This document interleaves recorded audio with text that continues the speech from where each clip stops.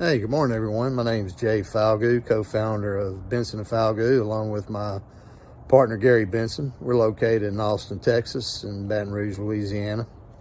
Today, I'd like to talk to you about what some people call traditional gutter systems compared to the seamless gutter systems that we use today. The old gutter systems were made of galvanized material, which would obviously rust over time. They came in 10-foot sections. So you had a joint about every 10 feet that you'd have to seal. With the expansion and contraction of the metal, obviously this could create leaks over time. They were also installed using a spike and ferrule. The spike and ferrule system had one major problem, which was the ferrule, which is basically a metal tube, was placed inside the gutter, and a 7-inch metal spike was driven through the face of the gutter, through the ferrule, into your fascia.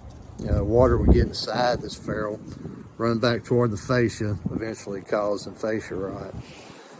So today's gutter systems, the improvements are just so much, or so dramatic over what we used to have. They've got a hidden hanger, which is mechanically fastened with the number 10-inch screw with a neoprene washer.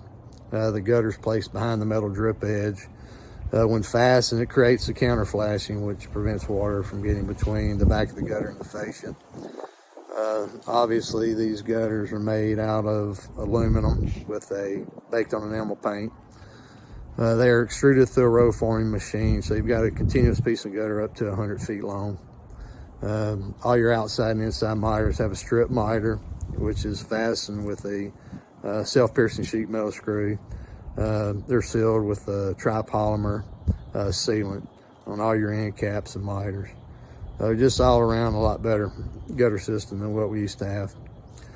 All right, guys. Hope to see y'all again. Thanks.